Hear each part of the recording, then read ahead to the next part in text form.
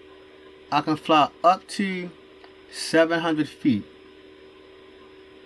So technically, you can fly your drone in here with approval, but for me, if I see an airport, I stay away from all airports. But technically, you can fly in here, but you still gonna need approval. If you go in there, you're gonna need approval, and they're gonna give you a range, and that range still gonna be beneath that max of 400 feet. So I said, technically, we don't even have to worry about no 700 feet. Then, on my outer ring, see, it go all the way up outside. It go all the way up to the 1,200 feet. And definitely, when you outside that ring, because we in all this area right here, definitely outside the ring, you don't have to get no FAA approval. You don't have to get no FAA approval, but still, our ceiling will still be this 400 feet when you flying that drone. So for most drone pilots, the 1,200 feet don't matter. And if you want to go 1,200 feet or 700 feet, you will have to get approval to do that. And it may not be easy, because most of us who fly drones, we stay within that 400 feet. And I know why too, because like when you get up to 700 feet, here's my ground. Everything just start looking small. At 1,200 feet, my cars is a dot. My house is a lower dot like that. So technically, when you go that high, what does it matter? You can't see much anyway. But when you travel 400 feet, you still tell I'm high up in the air. And I've done it with my drone. I've done it. I haven't gone up to 400 feet, but I go up to like 30 meters, and it still looks small.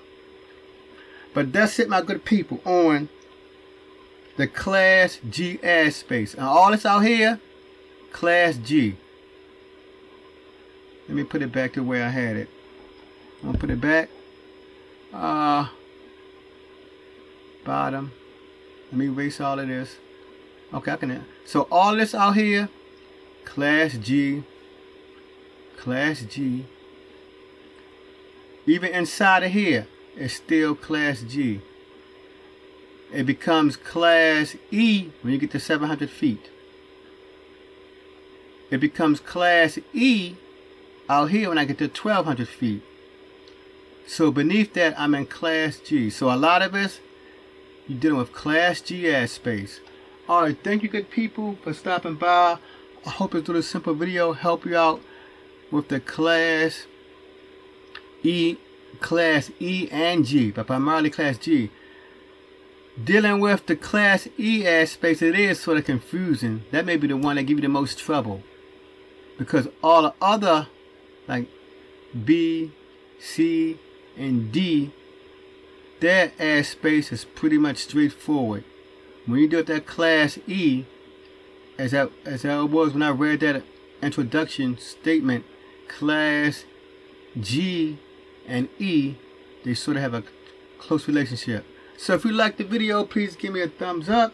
If you have a comment, please leave a comment to add to my knowledge, because I only got my certificate. I passed the test roughly 2 months ago. So hey, if you got anything to add, please add to my intellect. Until the next time, good family, peace.